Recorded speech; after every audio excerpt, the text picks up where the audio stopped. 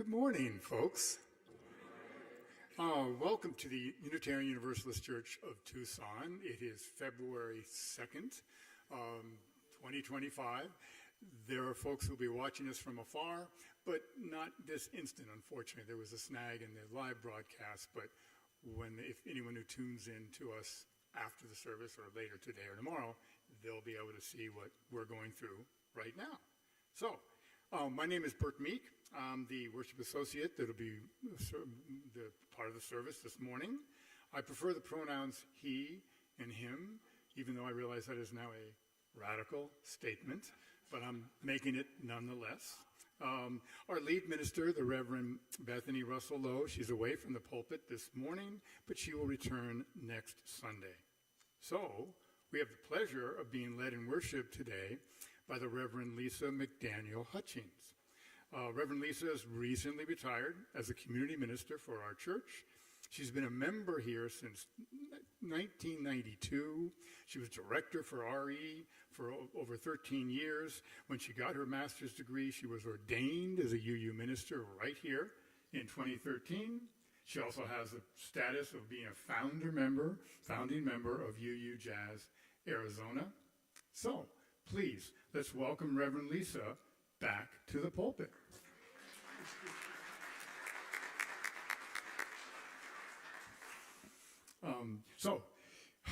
Sadly, COVID is a reality for us all. The CDC has formally declared the disease to be endemic. It is not going away. Right now, anyway, for now, the risk level in Pima County is low. We hope it remains there. So we no longer require masks to be worn, but if you wish to wear them, absolutely, that's your prerogative. We will respect that. And if you're not feeling well, that's why we have the remote watching. So please join us that way.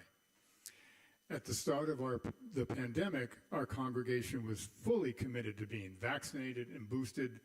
Please, for the sake of all those most vulnerable among us, please maintain that commitment. We have 2 gender-specified bathrooms just inside the front door there. Behind the AV desk, behind you over there, we have a bathroom that's for all genders and is wheelchair accessible. As we worship today, please let us remain mindful of those desert people who were here first, whose land was stolen by successive acts of genocide and displacement. So we honor the Ohodum, the Yaqui, and the Apache. We also honor the Hohokam and many of those other ancient indigenous peoples whose names are no longer known to us. As we strive and move more deeply into the sacred space, we proclaim and assert that our community wishes to be as varied as the blooms of the Sonoran Desert in order that we better reflect the wonderful diversity with which Southern Arizona is blessed. Please be assured that we value you for who you are. Whatever your physical ability, whatever your legal status, however you choose to express your gender and identify your gender, you are welcome here.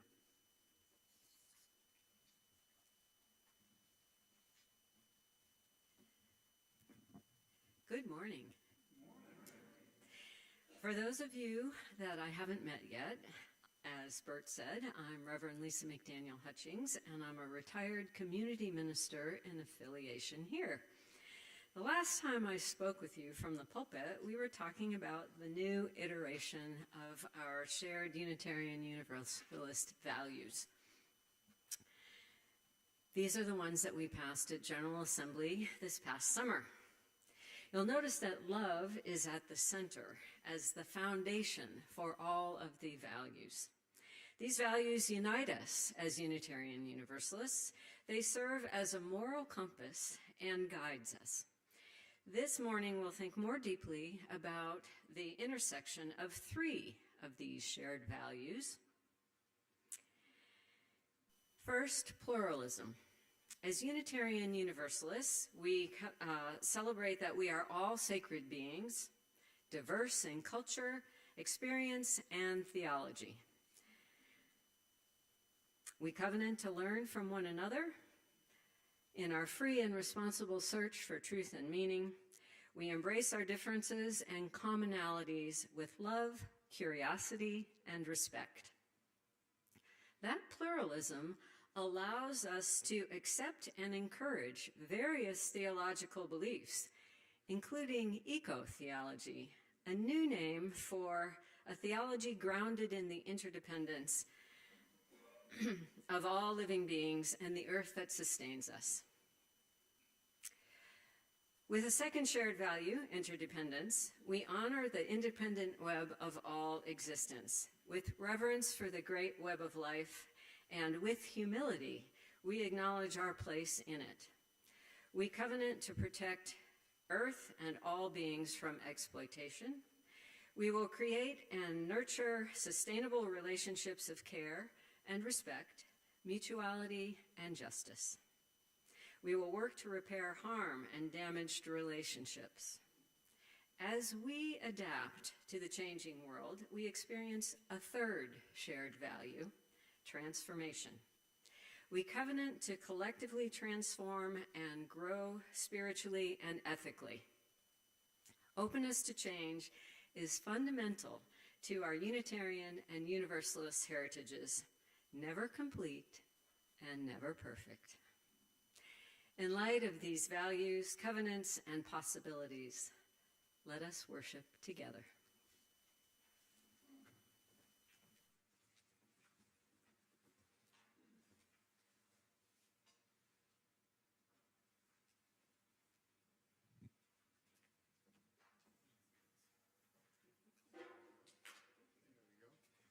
The chalice lighting. Now that's time for that ritual for us. I took some liberty to adapt the words from Paul Sprechter for the Web of Life. So if we could please read these together.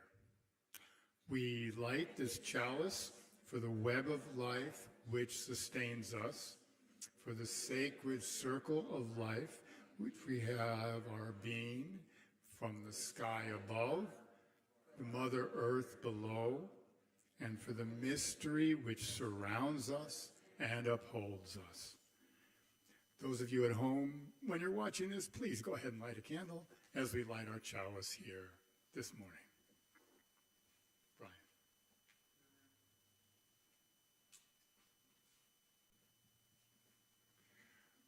I turned off the mic and then was surprised my voice didn't sound loud. May we respond in song, please, with not for the beauty of the earth, Blue Boat Home, 1064 in the teal hymnal. The words will be projected on the screen. Please rise as you are able and sing with full voice.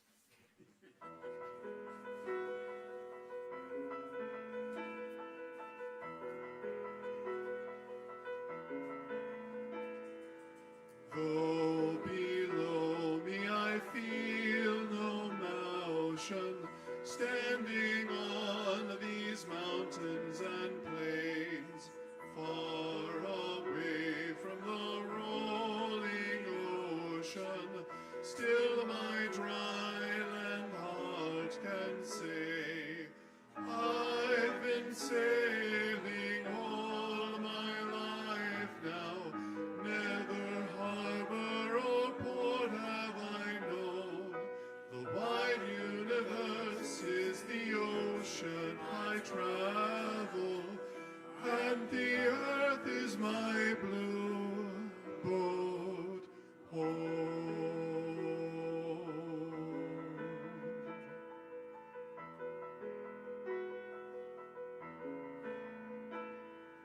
Sun, my sail, and moon, my rudder, as I ply the starry sea, leaning over the edge in wonder, casting questions into the deep, drifting here with my ship's companions, all we kindred pilgrim souls, making our way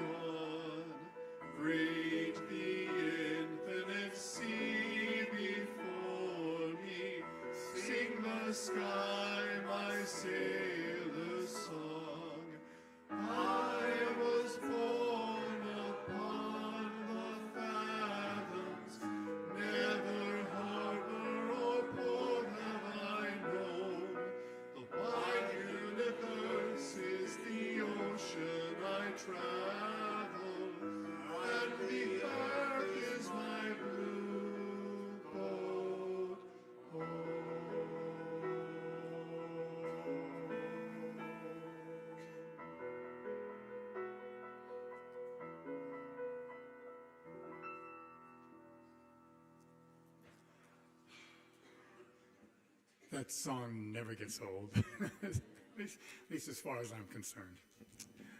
It's time now in our service for our ritual of joys and sorrows, which we participate in most every week. Remember, each of us holds on to both joy and sadness inside of us. How we feel may not be the least bit evident to those around us, but we know, if we listen to ourselves, we know that those feelings are very real and very present for each and every one of us.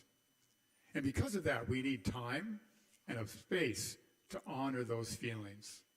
To do that, we have our shared bowl, which we use for joys and sorrows. In it, you will see the big rocks, which Reverend Lisa will place in. These signify our collective celebrations and mournings.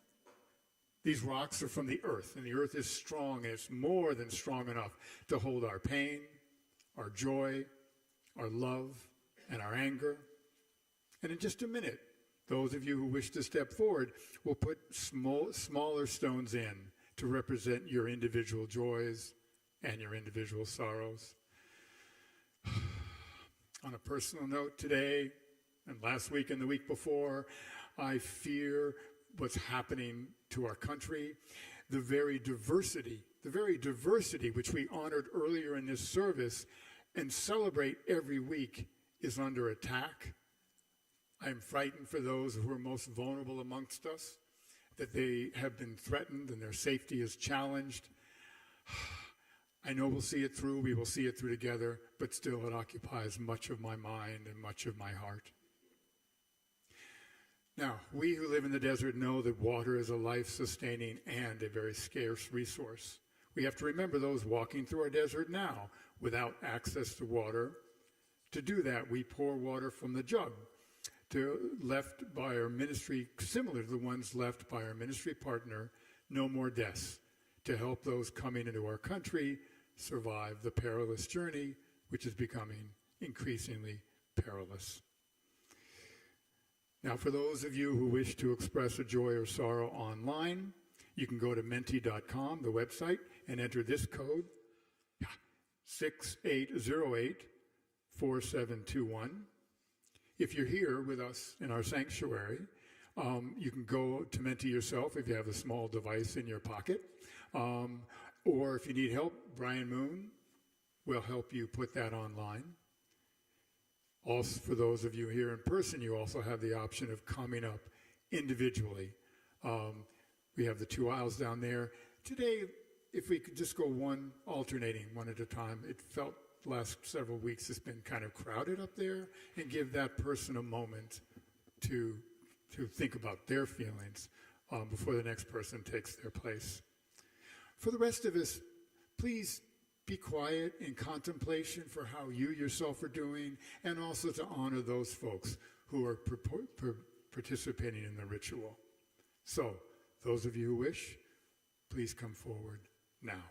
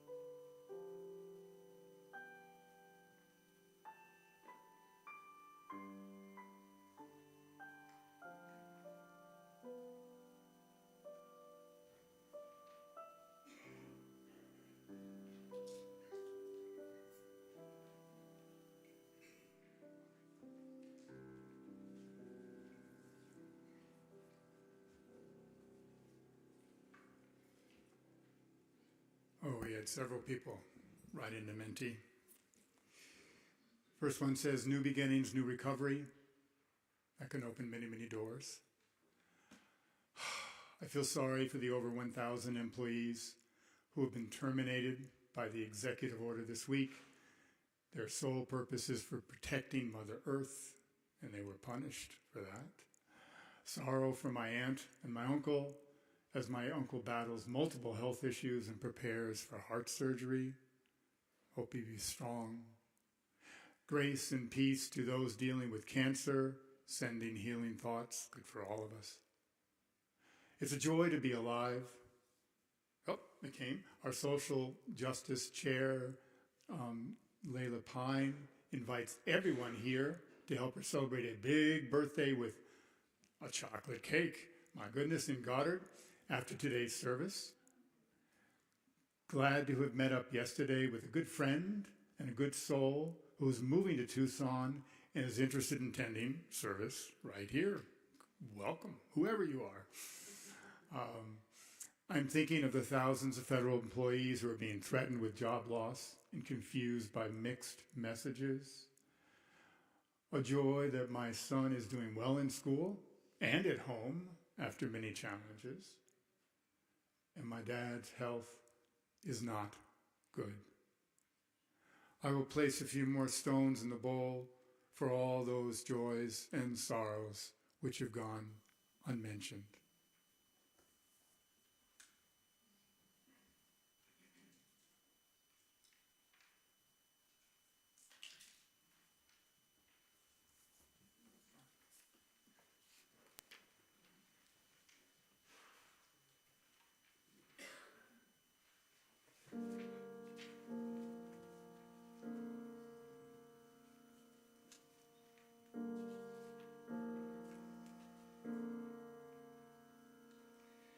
Have you ever felt like nobody was there? Have you ever felt forgotten in the middle of nowhere? Have you ever felt like you could disappear? Like you could fall and no one would hear?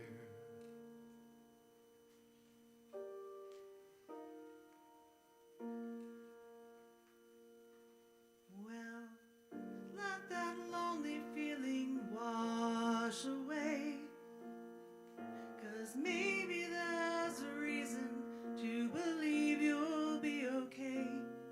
'Cause when you don't feel strong enough to stand, you can reach out your hand.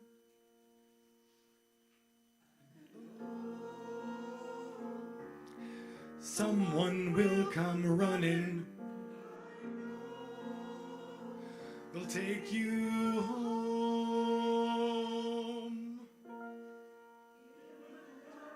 Crashing through when you need a friend to carry you. When you're broken on the ground, you will be found. So let the sun come streaming in. To reach up and you'll rise again. Lift your head and look around.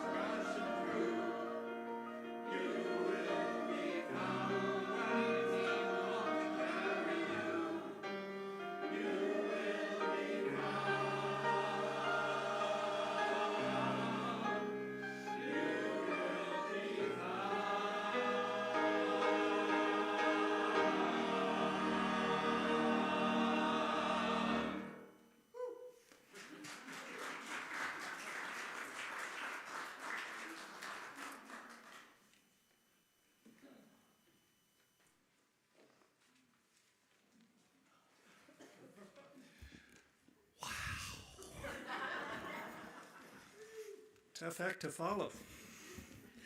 I've written a poem for the reading this morning. It's in 4 numbered sections, and I've put some copies in Goddard of the greeting table if you're interested. It's titled A Sense of Community. Good morning, starshine. The earth says hello. You twinkle above us, we twinkle below. From Oliver. 1. Why can't we get along? After much reflection, the universe, concerned by the lack of light, bothered by the loss of gravity and decorum in the discussion, quieted the masses and the energies with a multi-dimensional wave. This miracle, of which you are all a part, was created from the chaos in infinity and designed with enough love for eternity. Maybe, just maybe, you won't completely destroy it and each other if you would try to understand that its diversity is what sustains it. 2. We're going to need a bigger scale. A found stanza of sorts from Africa. Visible from space, dust clouds from the Bodella Depression, which holds the fossil beds from ancient Lake Mega Chad, are fertilizing the rainforests of the Amazon River Basin. Think about that for a second. The Amazon biome thrives on the specialized phosphorus from those fossilized fish bones and scales. Flying from Africa in vast brown dust clouds averaging 7 million tons per year, they green the seemingly endless Amazon forests, among the largest lungs of our living, breathing home in this universe. In case the feeling has not arrived yet for you, we are not in charge of this spinning sphere rocketing through the stardust of space. 3. Dominion is a mind-altering substance. This much is clear. We still scratch mindless at earth crust, like chickens pecking blind hungry for grain. We cling like dandelion wisp in sun's electric ejaculate wind. We pursue self-extinction like religion. We wound our way to alone at precipice. We drum blood red. We pound the surrounding to a thin leaf of existence, a dimpled tender no longer recognizable as host, as haven, as heaven. When do we learn to understand what we do not know? 4. Community, as in love thy neighbor. Our neighbors are every breath that surrounds us, every particle of anything that exists anywhere. They are every light, every dark, every dream, every reality. This universal community is all and everything we have. And love is the center of it all, of life itself. This is the light.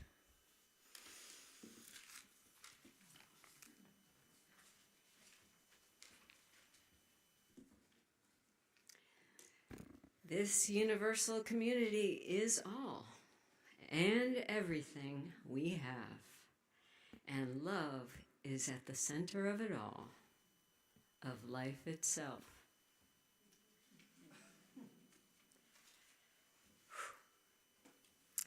I was so lucky to discover this love as a teenager when my father bought a farm in western Pennsylvania, and we were able to use it as a weekend getaway spot. In hindsight, I know that even though I was actively engaged at school, at the farm, my life was very simple. My time there was spent walking in the woods, following streams through the fields, watching the deer, the woodchucks, and birds, finding luscious, red, sweet, wild strawberries in the grass. Out in nature, I felt grounded, at peace, and sometimes even joyous. Pretty good for a teenager.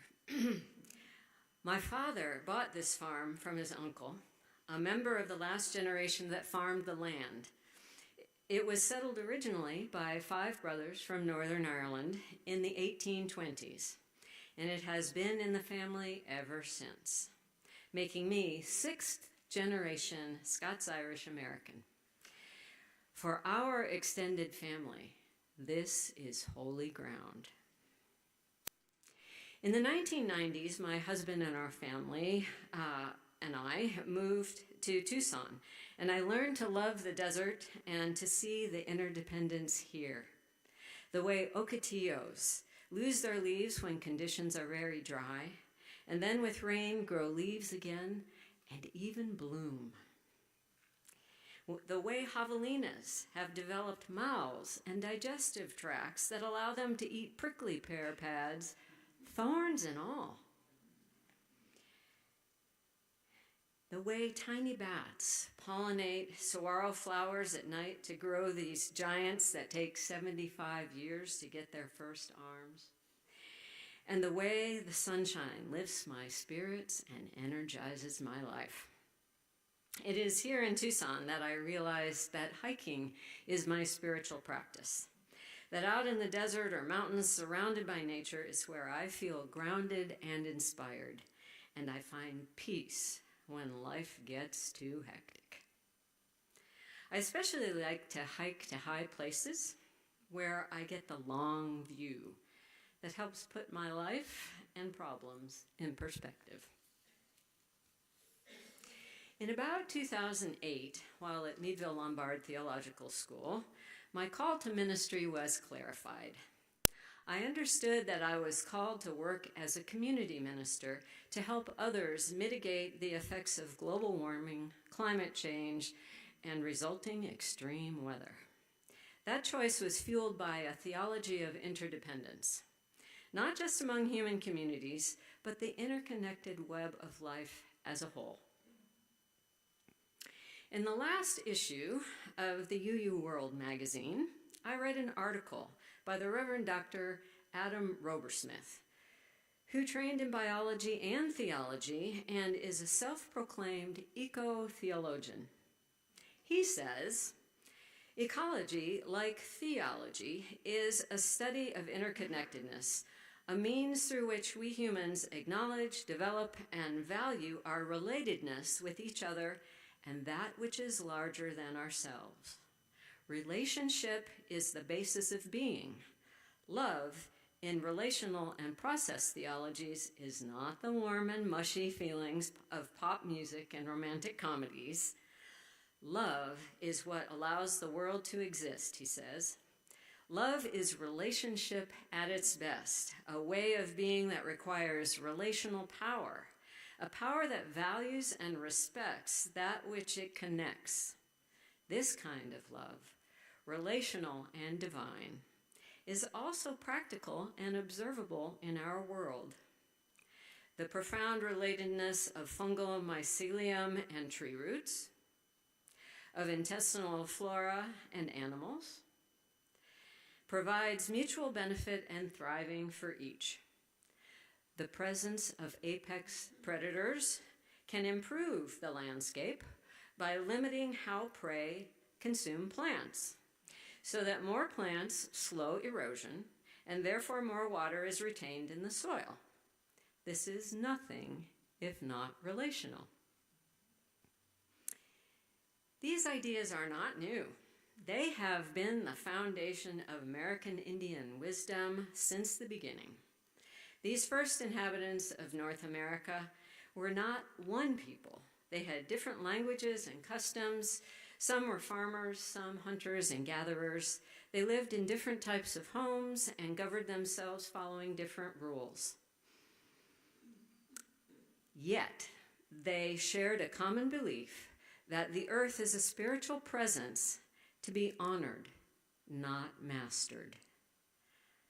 Theirs was not a discussion-oriented tradition when talking about important matters. Instead, everyone listened attentively until it was their turn to speak. This tradition resulted in measured, eloquent speech and thought with clarity and simplicity. Next slide, please. One of these great orators is mostly overlooked in American history. His name was Ohiyesa. He was born in southern Minnesota in the winter of 1858 as a member of the Dakota or Sioux Nation. When he was 4, his people rebelled in desperation against the U.S. government that was methodically starving them by withholding provisions and payment owed them for the sale of their land. More than 1,000 men, women, and children were captured and taken away. Then, on the day after Christmas, 1862, 38 men were hanged in the largest mass execution ever done by the U.S. government, and the rest were taken away to stockades and holding camps to face starvation and death in the freezing winter. Ohiyesa's father, Many Lightnings, was one of those captured, and Ohiyesa was among those left behind.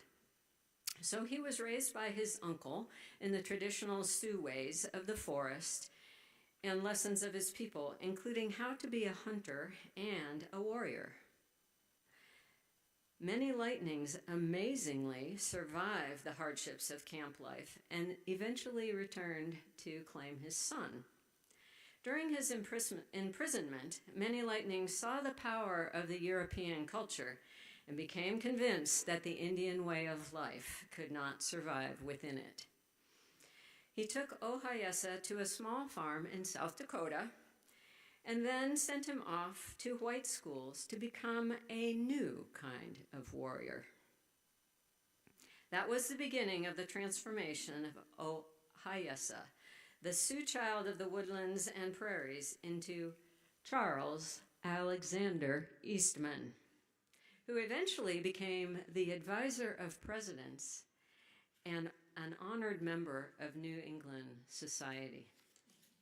Along the way, Ohiyesa, or Eastman, attended college learning English and white culture, and eventually went to Boston University Medical School, where he graduated in 1890. He returned to his native Midwest to serve as a physician to his own people, until he became disillusioned by the corruption of the U.S. government and their Indian agents. And then he turned his focus to Indian-white relations. For the next 25 years, he tried to build bridges of understanding between Indian and non-Indian people by using a number of different venues, the YMCA, as an attorney for his people, as a physician for the Crow Creek Indians, with the Boy Scouts, and then his own camp in New Hampshire for non-Indian children. By 1918, his white wife separated from him, and in 1921, he returned to the Midwest forest for good. Throughout his life, Ohiyesa believed that it was the task of the best people, both Indian and non-Indian, to help America find a shared vision. He set himself the dual task of bringing white ways to the Indians and Indian ways to the whites. Within this context I've just painted of Ohiyesa or Eastman's life, here are some things he had to say about Native American spirituality. Quote, "We believe that God is nearer to us in solitude, and there are no priests authorized to come between us and our Maker. All of us are created children of God, and all stand erect, conscious of our divinity. Our faith cannot be formulated in creeds, nor forced upon any who are unwilling to receive it. Our religion is an attitude of mind, not a dogma." Quote, "There are no temples or shrines among us save those of nature.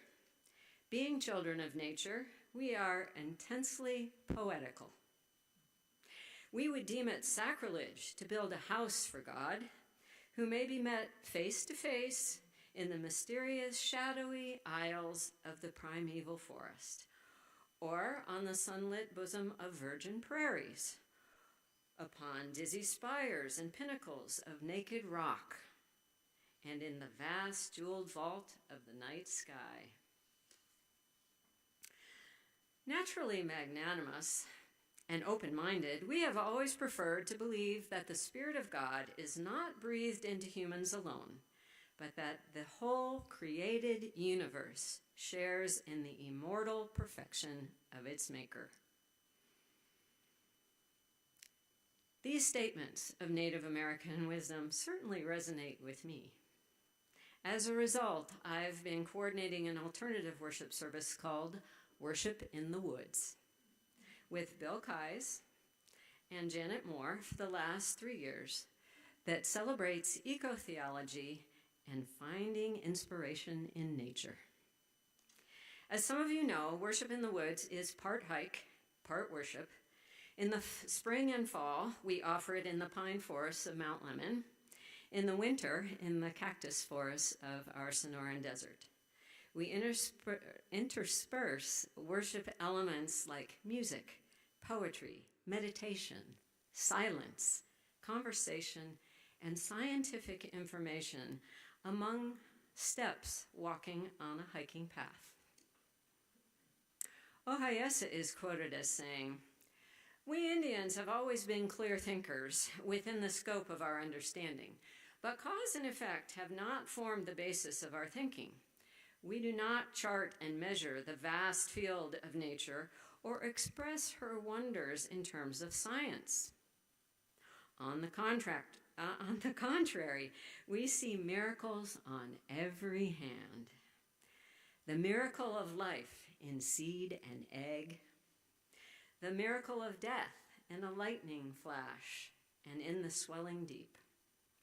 The virgin birth seems scarcely more miraculous than is the birth of every child that comes into the world. And the miracle of the loaves and fishes excites no greater wonder than the harvest that springs from a single ear of corn." Now, we do include scientific information in Worship in the Woods, but we find it is the kind that inspires awe and wonder. So I wanted to share with you an example from our first Worship in the Woods when the theme was trees, written by Janet Moore, who unfortunately has a bad cough today and could not join us, but instead read by Bill Keyes. Next slide, please.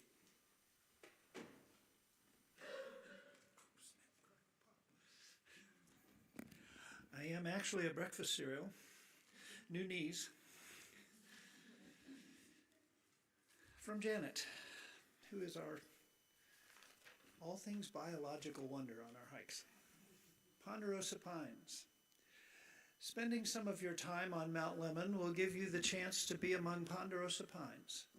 They are the tallest and most abundant trees in the Santa Catalina Mountains. Their needles are 3 to a bunch. Cones are 2 to 6 inches long, and the trees have evolved with few low branches along the trunk, which helps protect them from brush fire. If you lean in close to the trunk, you may smell vanilla or butterscotch, or depending on your nose, whatever the heck you think it might be. Volatile molecules called terpenes are responsible for that odor and the odors of most plants. Terpenes are part of plant defense because they repel insects like aphids and bark beetles and foraging animals.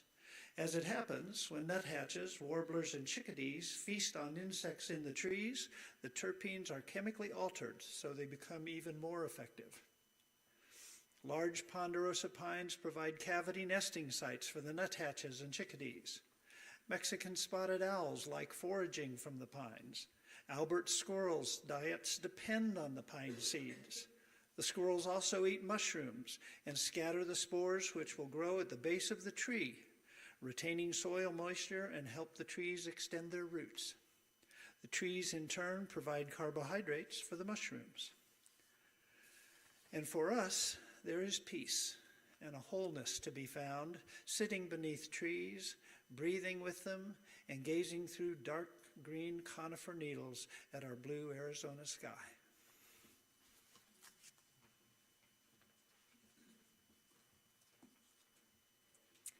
Next slide, please. We offer worship in the woods on a variety of different trails of varying difficulty on weekday mornings so that we have enough privacy on the trail to stop and start, to offer music or conversation without disturbing other hikers. Regular attenders will remember that last winter the Worship Woods team had significant physical challenges. I needed a hip replacement and Bill needed his knees replaced. This fall we have still been in recovery, but we will offer worship in the woods later this month on Wednesday, February 26th, and in March, on Thursday, March 20th. New this year, the information about worship in the woods will come out in the Wednesday email blast and in the Holland worship announcements that you see during service on the screen. Anyone who feels fit enough for the particular length and difficulty of the hike is welcome to join us. I'll list length, difficulty, and theme in the announcements, but you must remember to RSVP to my email to get the details. Let me say that again. You must reply to my email in order to get the details and meet us for the hike. In the interdependence petal of that flower of our shared Unitarian Universalist values, we covenant, we promise to protect Earth and all beings from exploitation. We say we will create and nurture sustainable relationships with care and respect, mutuality, and justice. We will work to repair harm and damaged relationships. Because of these promises, we always end Worship in the Woods with action steps. Today I'll offer 3, and I think that among these, each of us can find something that we can do. First, go outside.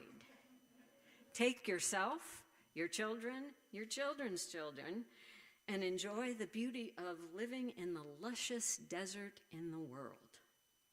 If you don't find the desert beautiful yet, then go to the Desert Museum and learn more about the plants and animals and birds who live here, and then you will.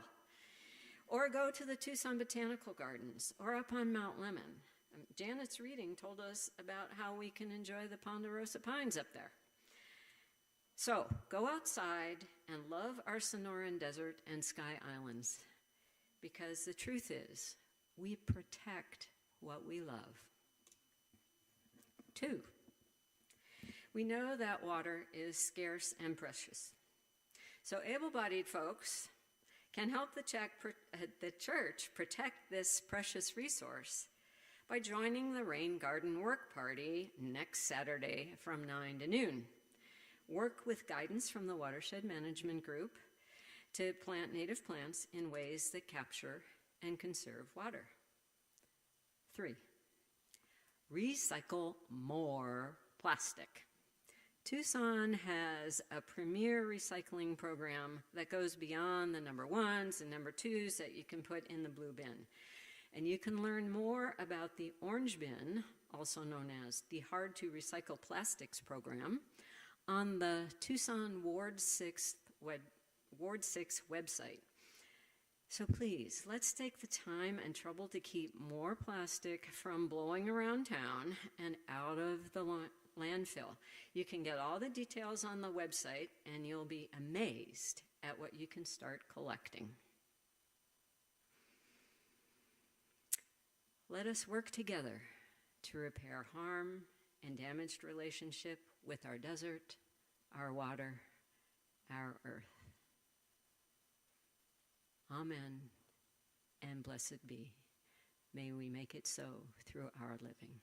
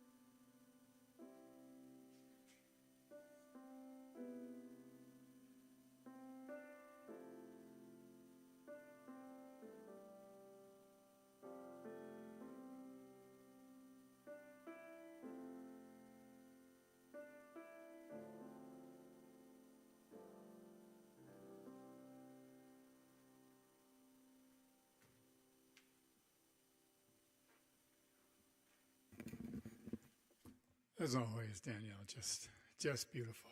Thank you. It's time for our offering. Remember that we are sustained by the love that surrounds us here in our sanctuary, and my hope surrounds you in your homes. We are sustained by the earth and by the sky, as Reverend Lisa explained, and our church is sustained by all that we bring from ourselves, our caring, our talents, our time, and our treasure. So your generous offerings today will be received with the deepest gratitude. Go ahead.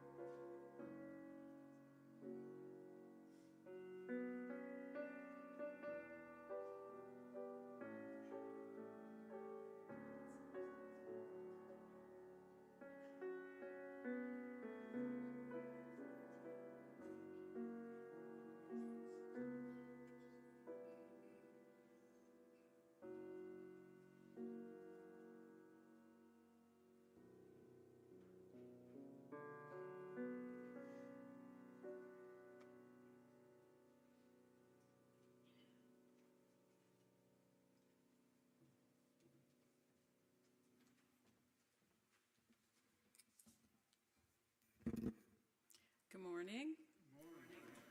My name is Jan Mulder, and I'm a member of your Board of Trustees. My portfolios are Lifespan Faith Development and Leadership Development. First, I want to invite you to social hour after the service in Goddard Hall, which is out the double doors behind you and to your left. There will be coffee, iced tea, lemonade, snacks, and of course, good company. Social hour refreshments are free for all, and donations are appreciated to cover costs. If you are new and want to stay in touch with us, you can fill out our guest information card in the Welcome Center in Goddard Hall. You can also find a virtual guest information card in the newcomers section on our website. February is a busy month at UUCT, and I'd like to highlight a few announcements. And actually, thank you, Reverend Lisa, for putting in a plug for the Rain Garden Harvest Work Party that's this coming Saturday, 9 to noon. Please show up. All abilities are welcome. The heavy work's going to be done by Watershed Management earlier this week, so all we'll need to do is be present to install plants and mulch, and it should be a fun time, and we'll have snacks available too. So, in addition, 3 weeks from now, February 22nd, our Baja 4 UU congregations will be staffing a table at this year's annual Peace Fair, Arizona's largest gathering of peace, justice, and environmental groups. For more information, you can check with either Reverend Jamili or with me.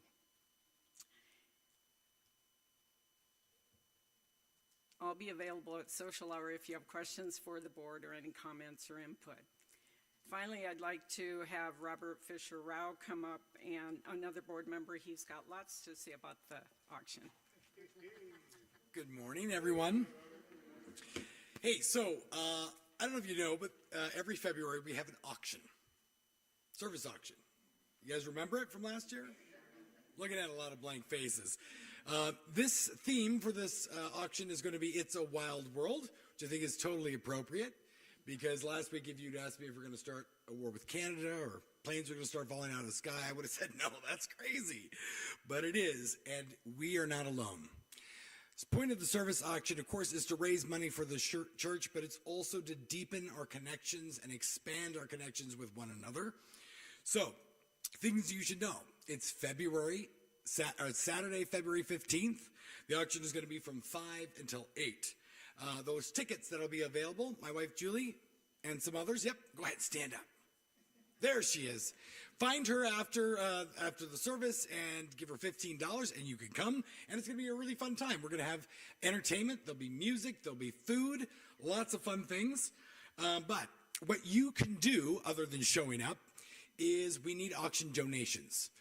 If you've got a wonderful work of art that you would like to share, that would be wonderful. We need that for the silent auction. But more than anything, we need people to offer events for the live auction. So I know you're thinking, what kind of event can I do? Well, I got some ideas. You could offer a dinner, a lunch, a picnic, a grill out. You could take someone on a guided hike. Do you know a really good cactus that you want to share with others? Someone did that last year, and I guess it was really fun. So you could also do bird watching, scavenger hunts, a movie night. Whatever it is that you want to share, we would love to have it. And other people will go to your auction and they'll get to know you better and you have more friends, because we're going to need friends in the coming years. We need to know that we're safe with each other. So it's a wonderful way to do that. If you have a skill that you want to share, teach a class. I know I'm looking at a room full of experts in something, because that's just who Unitarians are. So all of this, it helps support the church. There's going to be a table, what do we call it, Goddard? I get them confused.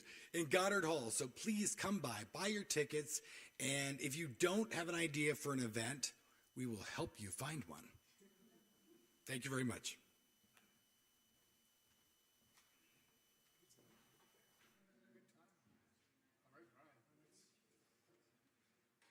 I was thinking about auction stuff. Gratitude song, the words are about to be on the screen. Please sing in our younger members as we join in song. We are grateful for the sun and moon, the sea and earth, for living things that all have worth, for desert brown and sky of blue, and grateful to be sharing them with you.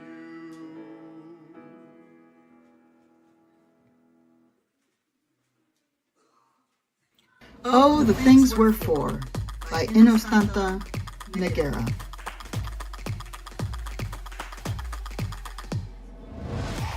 When you go to a march and raise your sign high, you make people smile who thought you were shy. And you'll make people wonder, does that kid really know why? You do know, of course. That's why you're there.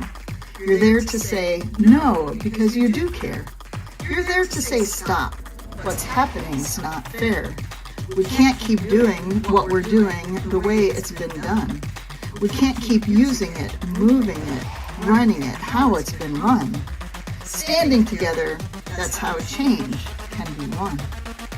So yes, you do know what's up and why you are there, but that's not the big question, at least not for me. It's not folks who don't know or just disagree. It's folks who want to be with us, but feel they are just, that they simply just can't see.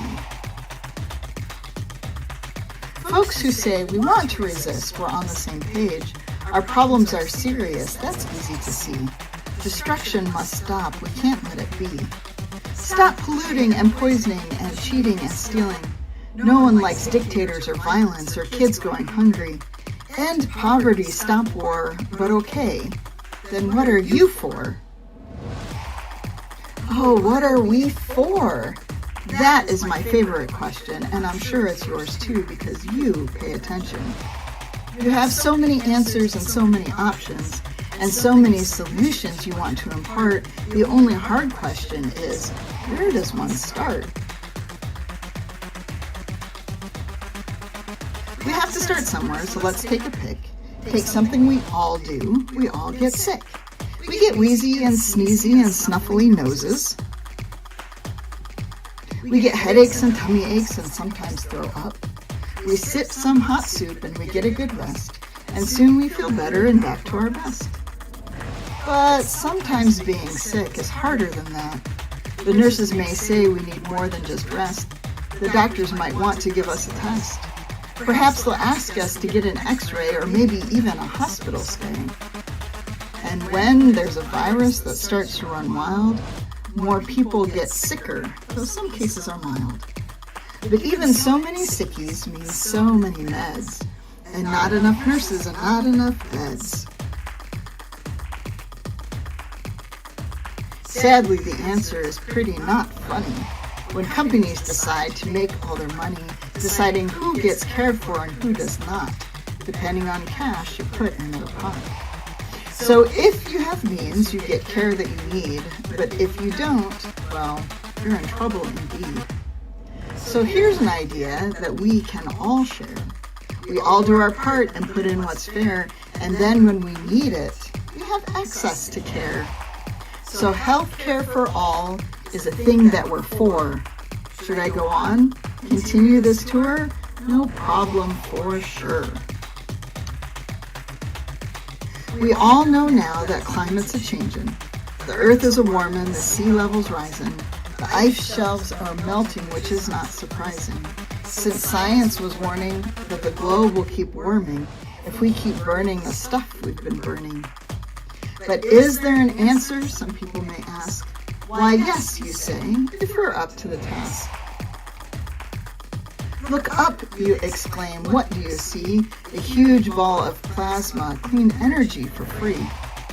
So instead of drilling and spilling, and, let's be honest, even killing, for dirty, dead dino group that should stay in the ground, let's embrace the sun and wind and earth. Nature's power will always abound. If anyone's still not sure what you mean, what we can change so our future is green, well, it starts with committing to making it real, working together to seal a new deal. Wow, they say, universal health care, they say, solar energy, such big things for a kid. Okay, that's cool, but shouldn't you be focused on kid things like play dates in school? School and play, why yes. On that, you have much to say. We learn more with recess and time to eat lunch. Much smaller classes, we can't learn in a crunch. If we memorize and drill and are taught to be tested, real thinking does not get invested. Critical minds can't flourish that way. And speaking of teaching, our teachers need much better pay.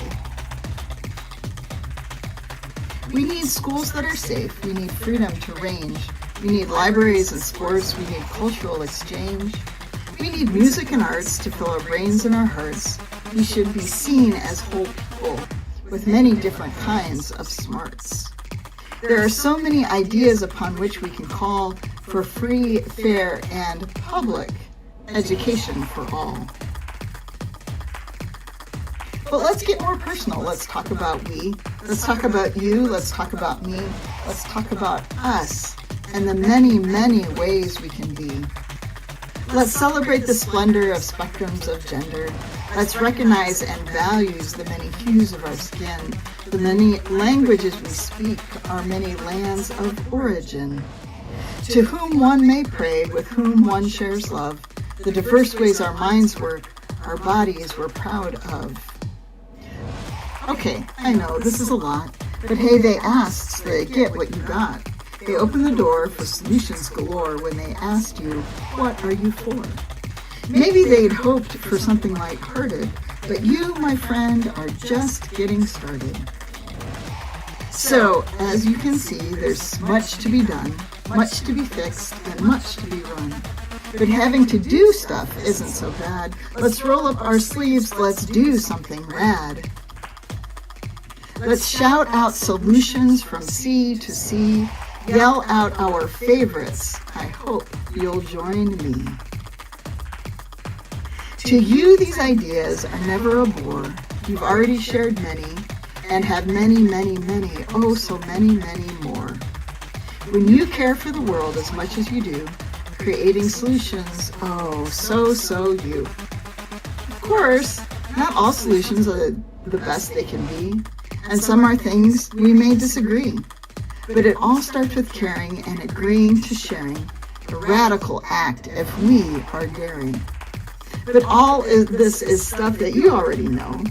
You're ready to go, you're ready to soar, you're ready to start, you're ready to roar. So off now, let's go. Let us start working.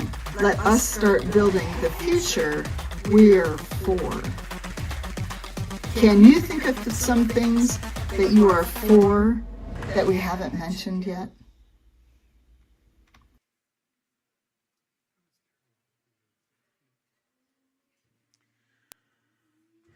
Would you please respond in song by rising as you are able?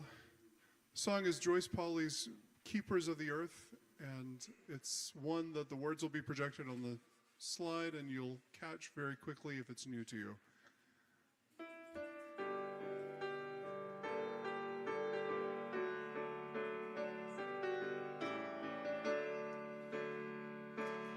We are blessed by every desert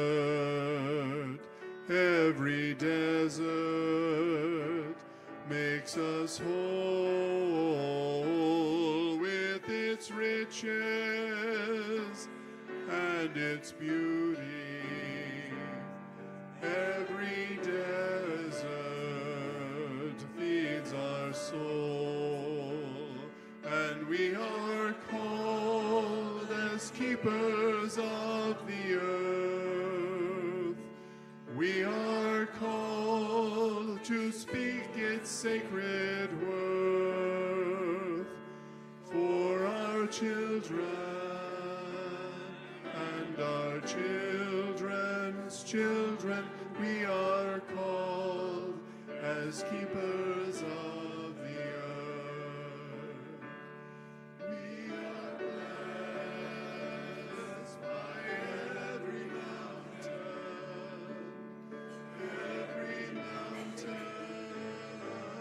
makes us whole with its riches and its beauty. Every mountain feeds our soul, and we are called as keepers of the earth. We are called to speak its sacred worth for our children and our children's children. We are called as keepers of the earth. We are blessed by every forest. Every forest makes us whole with its riches and its beauty. Every forest feeds our soul, and we are called as keepers of the earth. We are called to speak its sacred word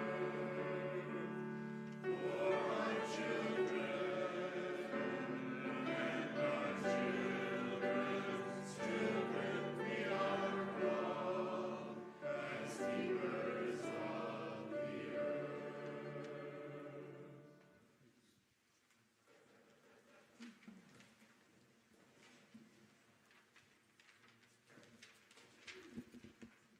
If you'll allow me to read the words for our chalice extinguishing this morning. They were written by Alice Berry, entitled Children of the Earth and Sky. Children of the earth and the sky, we are nurtured, sustained. We are given warmth and light from both above and below. Supported by Earth's strong, firm crust, we build our homes, we till our fields, we plant our gardens and our orchards. And when we turn from self and seek to become aware, we find a holy light in human faces, in the blossom, the bird song, and the sky. And then the earth is truly our home, and we are one with all of Earth's creatures, and we are parents of Earth's children who are yet to be. Thank you this morning, Danielle.